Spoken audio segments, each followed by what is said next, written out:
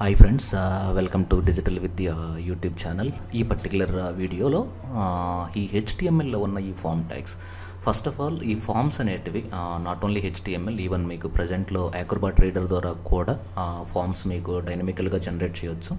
So హెచ్టిఎంఎల్లో create చేసిన forms బేసిక్గా మనకి బ్రౌజర్లో డిస్ప్లే అవుతాయి. అలాగే మీకు ఫామ్స్ అనేటివి మీకు సెకండ్ కేటగిరీ వచ్చి యాక్రోబాట్ రీడర్ ద్వారా కూడా మనం ఇంటరాక్టివ్ ఫామ్స్ మనం డెవలప్ చేయొచ్చు. అంటే ఏవైతే ట్యాగ్స్ ఉన్నాయో ఇక్కడ ఇన్పుట్ టైప్ లైక్ టెక్స్ట్ అవ్వచ్చు, పాస్వర్డ్ అవ్వచ్చు, radio button, check boxes, files అవ్వచ్చు. సో ఇవన్నీ కూడా మీకు యాక్రోబాట్ రీడర్ ద్వారా కూడా మనం జనరేట్ చేయొచ్చు. ఫస్ట్ ఆఫ్ ఆల్ ఇక్కడ మీ స్క్రీన్ షాట్ చూసారంటే మనకి వెబ్ పేజెస్లో ఇలాంటి ఫామ్స్ అనేవి మీకు చూస్తూ ఉంటారు. బట్ ఈ బ్యాక్గ్రౌండ్, ఈ రౌండెడ్ కార్నర్స్, ఇక్కడ మీకు ఈ ప్లేస్ హోల్డర్ టెక్స్ట్, ఇలాంటివన్నీ కూడా మీకు సిఎస్ఎస్ నుండి ఇంకా బెటర్ స్టైలింగ్ పార్ట్ అంతా సిఎస్ఎస్లో చేస్తాము. బట్ బేసిక్ ఈ ఫామ్ యొక్క స్ట్రక్చర్ మాత్రం మనం హెచ్టిఎంఎల్లో ఉన్న ఈ ఇన్పుట్ ట్యాగ్స్ ద్వారా మనం చేయొచ్చు. బట్ ఈ డేటాని కలెక్ట్ చేయడానికి బేసిక్గా మనం ఫామ్స్ అనేటివి యూజ్ చేస్తుంటారు. బట్ ఈ కలెక్ట్ చేసిన డేటాని మనం ఎప్పుడైతే యూజర్ సబ్మిట్ బటన్ క్లిక్ చేస్తాడో ఈ డేటా అనేది త్రూ పిహెచ్పి ద్వారా ఈ MySQL డేటాబేస్కి స్టోర్ చేయొచ్చు. సో అది మనకి డైనమిక్ ఫామ్ ప్రాసెసింగ్ అంటారు, సీజీ ప్రాసెసింగ్ అని కూడా పిలవచ్చు. బట్ ఫ్యూచర్లో మీకు పిహెచ్పి నేర్చుకునేటప్పుడు ఈ డేటాని వయా పిహెచ్పి ద్వారా MySQLలో ఎలా స్టోర్ చేయాలనేది మనం చూడొచ్చు. In case MySQL PHP knowledge లేకపోయినా కూడా వర్డ్ప్రెస్లో ఉన్న ఈ కాంటాక్ట్ ఫామ్ 7 అనే ప్లగ్ఇన్ ద్వారా కూడా మీరు ఈ డేటాని ఎలాంటి కోడింగ్ నాలెడ్జ్ లేకుండా ఈ ఫామ్స్ని మనం క్రియేట్ చేయొచ్చు. ఫర్ ఎగ్జాంపుల్ ఇప్పుడు మన సైట్ చూసారంటే మీరు, సో ఇక్కడ మీరు ఈ digitalvidya.com చూస్తే ఇక్కడ మీకు కొన్ని ఫామ్స్ ఉంటాయి. ఈ ఫామ్స్ అనేటివి మీకు కాంటాక్ట్ ఫామ్ 7 అనే వర్డ్ప్రెస్ ప్లగ్ఇన్ ద్వారా నేను యాక్చువల్గా చేశాను. సో ఇక్కడ ఏంటంటే మీకు మీ యొక్క ఫీడ్బ్యాక్ ఎంటర్ చేసి ఎప్పుడైతే మీరు సెండ్ కొట్టారో, ఫర్ ఎగ్జాంపుల్ ఇక్కడ కోర్సెస్లో డిజిటల్ మార్కెటింగ్ అని క్లిక్ చేశారు, ఈ ఫామ్ అనేది మీకు ఒకటి వస్తుంది. ఈ ఫామ్లో ఫర్ ఎగ్జాంపుల్ ఇక్కడ ఉంది చూడండి, name, user name. For example ఇక్కడ నేను రవి, ఈమెయిల్ వచ్చి ఫర్ ఎగ్జాంపుల్ ravi@gmail.com. అలాగే ఇక్కడ need digital marketing training. So ఇక్కడ మీకు ఎప్పుడైతే సెండ్ అనే బటన్ క్లిక్ చేస్తానో ఆటోమేటిక్గా your message has been send అని వచ్చింది. అది నా యొక్క ఈమెయిల్ ఐడి లేక ఆటోమేటిక్గా మీకు ఇది జనరేట్ అయిపోతుంది. సో ఇక్కడ మీకు నా ఈమెయిల్ చెక్ చేసుకుంటే ఈ డేటా అనేది మీరు ఎవరైతే పాస్ చేశారో అది ఇక్కడ వస్తుంది. సో ఈ ఎంటైర్ ఫామ్ అనేది నేను కాంటాక్ట్ ఫామ్ 7 అనే ఒక వర్డ్ప్రెస్ ప్లగ్ఇన్లో చేశాము. బట్ మీకు హెచ్టిఎంఎల్ నాలెడ్జ్ ఉంటే ఇంకా ఆబ్వియస్లీ మీకు హెచ్టిఎంఎల్ స్టాటిక్ సైట్స్ని డెవలప్ చేసేటప్పుడు డెఫినెట్గా ఇది యూజ్ అవుతుంది. ఫైన్, ఎనీవే మనం లెట్స్ గెట్ స్టార్టెడ్. సో ఈ పర్టికులర్ లెసన్లో మనం బేసిక్ ట్యాగ్స్, ఇన్పుట్లో ఉన్న కేటగిరీస్, వాటి యొక్క యాట్రిబ్యూట్స్, ఓకే, వాటి యొక్క process in the sense input tags ఓవరాల్గా ఉండేది మనకి ఎలాగో చూద్దాం. So take a new document. Already ప్రతిసారి కోడ్ టైప్ చేయడం కంటే డిఫాల్ట్ మనకు ఆల్రెడీ ఒక టెంప్లెట్ ఉంది కదా ఇక్కడ. సో ఈ డిఫాల్ట్ టెంప్లెట్, ఇది అన్నిటికీ ఇదే టెంప్లెట్ మనం వాడుతున్నాము.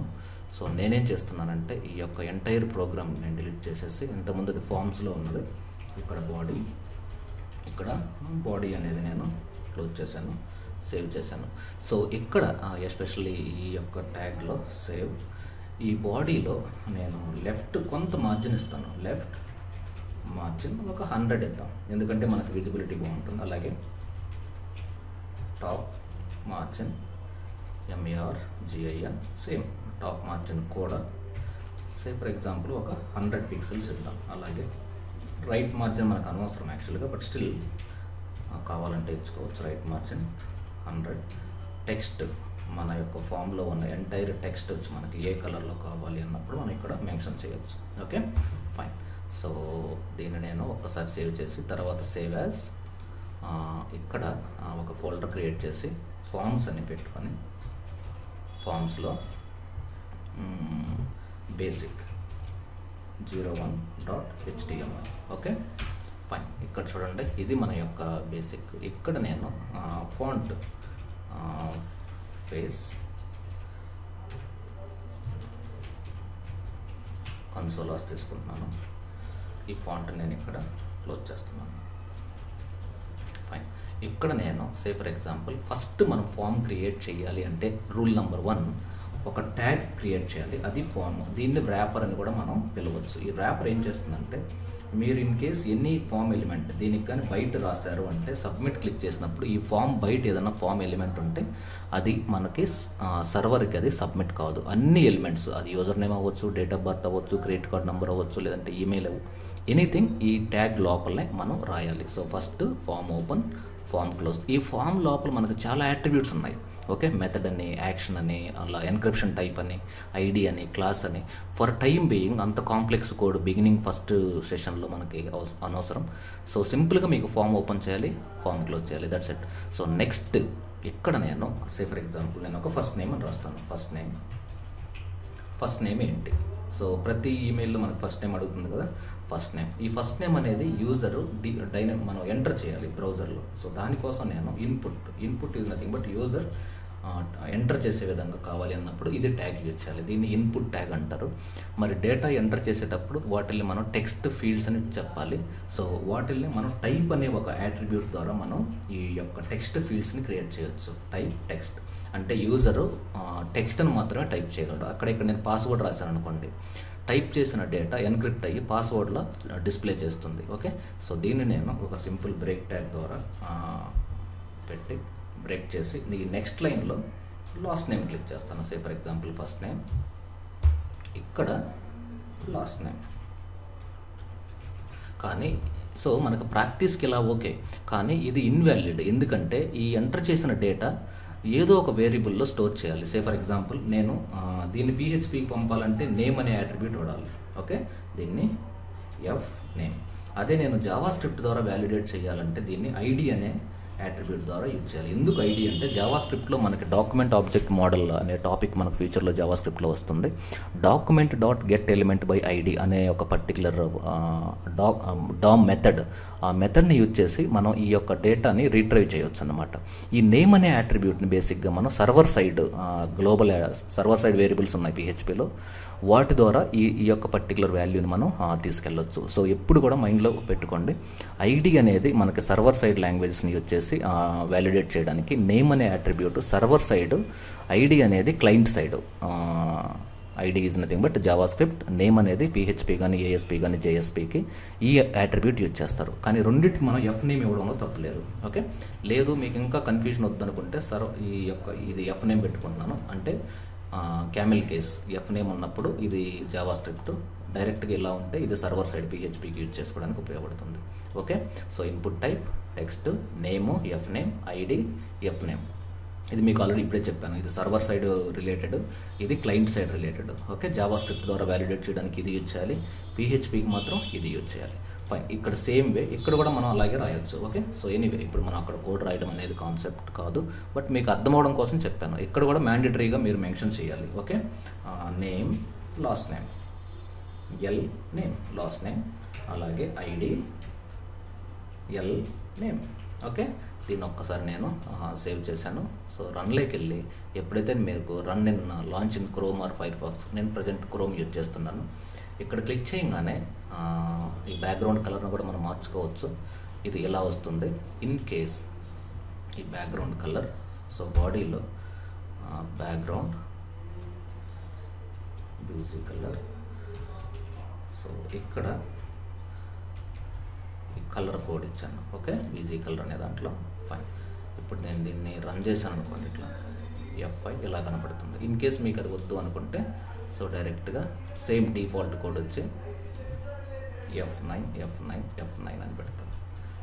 ఫైన్, సారీ, బ్రౌజర్లో రీఫ్రెష్, ఇది ఎఫ్ నేమ్, ఇది లాస్ట్ నేమ్. ఇక్కడ మీరు టైప్ చేశారనుకోండి ఇలా వస్తుంది.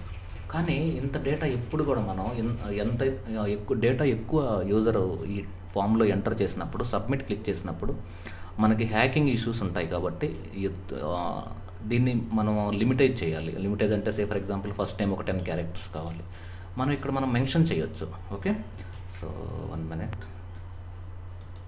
ఇక్కడ మ్యాక్స్ లెంత్ అనే ఒక యాట్రిబ్యూట్ని యూజ్ చేసి ఫర్ ఎగ్జాంపుల్ మ్యాక్స్ లెంత్ ఇక్కడ ఆల్రెడీ వచ్చేసింది. మ్యాక్స్ లెంత్ ఎంత కావాలి? ఒక 10 కావాలి. అంటే యూజరు 10 లెటర్స్ కంటే, అంటే 10 క్యారెక్టర్స్ కంటే ఎక్కువ దీంట్లో టైప్ చేయలేడు. ఇప్పుడు చూడండి, ఇప్పుడు నేను టైప్ చేశాను అనుకోండి, ఇక్కడ మీరు టైప్ చేసినా కూడా ఇంకా తీసుకోదన్నమాట. ఎందుకంటే మ్యాక్సిమం 10 లెటర్స్. అదే ఇక్కడ ఈ సెకండ్ దాంట్లో మ్యాక్సిమం 3 లెటర్స్ అలా ఇవ్వాలనుకోండి.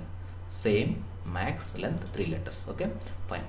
ఇది బేసిక్ ప్రాసెస్. ఫామ్ని ఎలా క్రియేట్ చేయాలి, ఇన్పుట్ టైప్స్ ఎలా యాడ్ చేయాలి. కానీ ఇప్పుడున్న మొబైల్ యాప్స్లో అంటే మీరు ఫర్ ఎగ్జాంపుల్ దీన్ని యాజ్ ఇట్ ఈస్గా మీరు సేవ్ చేసి మీ మొబైల్లో టెస్ట్ చేశారు అంటే యూజర్స్ ఎప్పుడు కూడా దీన్ని ఒకసారి రిఫ్రెష్ చేస్తాను. యూజర్స్ ఎప్పుడు కూడా ఇక్కడ క్లిక్ చేసి టైప్ చేయరు. ఓకే, సో ఈ ఫస్ట్ నేమ్ పైన క్లిక్ చేస్తే ఆటోమేటిక్గా ఇది యాక్టివేట్ అవ్వాలి. ఇప్పుడు చూడండి, ఇది దీన్ని యాక్టివ్ స్టేట్ అంటారు. ఇక్కడ క్లిక్ చేసి చూడండి, బ్లర్ స్టేట్ అని కూడా అనొచ్చు. కానీ ఇక్కడ క్లిక్ చేస్తే ఇక్కడ అంటే ఈ ఫస్ట్ నేమ్ పైన క్లిక్ చేస్తే ఇది సెలెక్ట్ అవ్వాలి, ఈ ఫస్ట్ పైన క్లిక్ చేస్తే ఇక్కడ సెలెక్ట్ అవ్వాలి. దాన్ని మనం లేబులింగ్ అంటారు. ఓకే, ఈ లేబుల్ ట్యాగ్ ఎలా యూజ్ చేయాలి అంటే బేసిక్గా ఇక్కడ ఫర్ ఎగ్జాంపుల్ ఈ మొత్తాన్ని నేను ఈ ఏరియాలో ఒక లేబుల్ అనే ఒక ట్యాగ్ని క్రియేట్ చేస్తాను. Okay, 1 minute. Label for what? Label for అక్కడ ఆల్రెడీ ఐడి ఇచ్చాం కదా. ఐడి ఏంటి? ఫర్ ఎగ్జాంపుల్ ఇక్కడ ఎఫ్ నేమ్ అని ఇచ్చాం. F name. ఓకే, ఆ దానికి అసైన్ అవ్వాలి. ఓకే, సో ఈ ఫస్ట్ నేమ్ ఈ లేబుల్లో ఎఫ్ నేమ్, ఇక్కడ మీకు ఫస్ట్ నేమ్ అని ఇస్తాను. First name. ఈ తర్వాత ఈ లేబుల్ని నేను క్లోజ్ చేశాను. ఇప్పుడు ఇక్కడ ఇంకా ఫస్ట్ నేమ్ అవసరం లేదు. ఓకే, ఇక్కడ ఇచ్చేసాను. దాన్నే లేబుల్ అంటారు. ఈ ఐడి చూడండి, ఇక్కడున్న ఈ ఎఫ్ నేమ్ని ఈ యొక్క లేబుల్ దేనికి అసైన్ చేశాను? దీనికి అసైన్ చేశాను. అంటే ఐడి ఒకటి జావా స్క్రిప్ట్కి. సెకండ్, ఈ లేబులింగ్ విషయం పాయింట్లో కూడా మనం ఓన్లీ ఐడీస్ యూజ్ చేయాలి. సెకండ్, సేమ్ దీన్ని నేను కాపీ చేసుకొని ఇక్కడ మళ్ళీ నేను పేస్ట్. ఈసారి దీని ఐడి ఏంటి? L name. ఎల్ నేమ్ నేను కాపీ చేసుకొని ఇక్కడ నేను పేస్ట్ చేశాను. అంటే ఈ ఫస్ట్ నేమ్ పైన క్లిక్ చేస్తే ఆటోమేటిక్గా ఇది యాక్టివేట్ అయిపోతుంది. ఒకసారి దీన్ని రన్ చేయండి. So select, so refresh. ఇప్పుడు చూడండి, ఇక్కడ నేను క్లిక్ చేస్తే ఇది సెలెక్ట్ అయిపోయింది. ఇక్కడ క్లిక్ చేస్తే ఇది సెలెక్ట్ అయిపోయింది. Okay, fine. మరి రెండు ఎందుకు వచ్చాయి ఇక్కడ? లాస్ట్ నేమ్ అంటే ఈ లేబులింగ్లో దీన్ని తీసేయాలి. Okay, fine. సేవ్. ఇప్పుడు మళ్ళీ రిఫ్రెష్. ఇప్పుడు చూడండి, ఈ ఫస్ట్ నేమ్ పైన క్లిక్ చేస్తే ఇది సెలెక్ట్ అయింది. దీనిపైన క్లిక్ చేస్తే ఇది సెలెక్ట్ అయింది. కానీ ఇక్కడ ఫస్ట్ నేమ్ అనేది కాపీ పేస్ట్ చేశాం కదా, అందువల్ల దీన్ని సెకండ్ నేమ్ అంటే ఆర్ లాస్ట్ నేమ్. ఓకే, ఇది ఫస్ట్ నేమ్, ఇది last name. FIRST. First name, last name. Fine. So run. ఇక్కడ చూడండి, ఫస్ట్ నేమ్ సెలెక్ట్ అయిపోయింది. నేను ఇక్కడ క్లిక్ చేస్తున్నాను, లాస్ట్ నేమ్ ఇక్కడ క్లిక్ చేశాను. Okay, this is all about using basic HTML input plus labelling tag. Next వీడియోలో మనం ఇదే ఇక్కడ స్ట్రక్చర్ చూడండి, ఇక్కడ ఎంతో గ్యాప్ ఉంది. ఈ అలైన్ ఇక్కడికి చాలా గ్యాప్ ఉంది. కానీ మనకి ఈ యొక్క స్క్రీన్ షాట్లో చూస్తే ఇక్కడ చూడండి ఎంత బ్యూటిఫుల్గా ఉందో స్ట్రక్చర్. సో వీటిని మనం క్రియేట్ చేయాలంటే బేసిక్గా ఏదర్ డ్యూ బేస్ యూజ్ చేయాలి. ప్రజెంట్ మనకి డ్యూస్ అనేది CSS రిలేటెడ్ కాబట్టి మనం టేబుల్స్ ద్వారా ఈ యొక్క ఎంటైర్ ఇలాంటి స్ట్రక్చర్ని మనం ఎలా డెవలప్ చేయాలో నెక్స్ట్ లెసన్లో చూద్దాం. So thank you very much for watching digital Vidya. Stay tune.